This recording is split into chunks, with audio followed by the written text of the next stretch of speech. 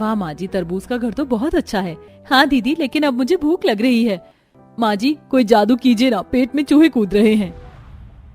अरे हाँ, alpha beta gamma तरबूज घर दे दो कुछ बढ़िया बढ़िया खाना। तभी जादुई तरबूज घर में एक जादुई रोशनी होती है जिसमें तरबूज से बना सारा स्वादिष्ट खाना मौजूद हो जाता है। अरे वाह, तरबूज का जूस, तरबूज का चाट, तरबूज व्यंजन, आहा। सब जादुई तरबूज के घर में तरबूज से बनी अच्छी अच्छी चीज खाने लगते हैं। लेकिन आखिर उनके पास जादुई तरबूज का घर कैसे आया होगा, ये जानने के लिए कहानी में कुछ समय पीछे चलते हैं, जहां पूरा परिवार केशवपुर गांव में एक झोपड़ी में हंसी खुशी रह रहा था। दोपहर की गर्मी का दिन था।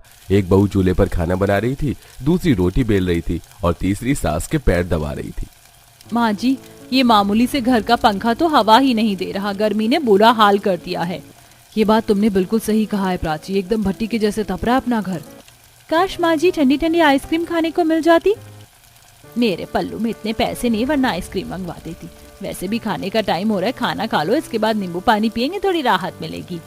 तभी अंजना के तीनों बेटे ठंडी ठंडी कुल्फी लेकर आ जाते हैं। ये देख सब हैरान हो जाते हैं और कुल्फी का आनंद लेते हैं।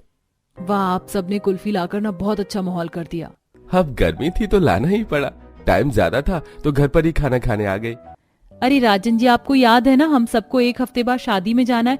देखिए कब से हमने कुछ मांगा नहीं है, इस बार अपनी सैलरी से आप सब लोग हम बीवियों को एक अच्छी सी साड़ी दिला दीजिए ना।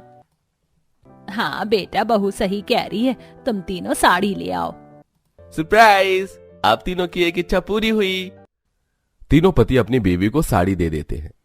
हमारे लिए महंगी साड़ी ले आए, कितने की है? अरे हमने मालिक से एडवांस सैलरी मांगी थी, शादी के बारे में हमें पता था, इसलिए 1500 तक की साड़ी ले आए। लेकिन इसकी असली कीमत 2500 रुपए है। 3 सस्ती पड़ी है। शादी में आप तीनों ही अच्छे लगोगे। ये बात तूने बिल्कुल ठीक बोली बेटा। ये सब कुछ अंजना की जेठानी सावित्री खिड़की से सुन लेती है। तुम लोग ज्यादा ही खुश हो रहे हो ना।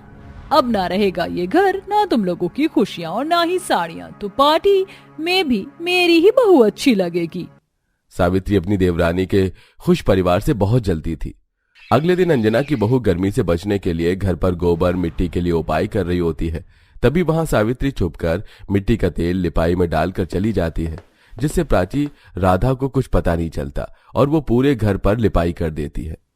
अरे ये तो थोड़ा सा बच गया है, चूल्हे पर भी लगा देती हूँ, उसकी भी मरम्मत हो जाएगी। राधा चूल्हे पर भी लिपाई कर देती है, पर उसके सूख जाने पर जब रात को तीनों बहू मिलकर खाना बनाती हैं, तो चूल्हे से आग दीवार पर लग जाती है और दीवार से पूरे घर में आग की लपटें फैल जाती हैं।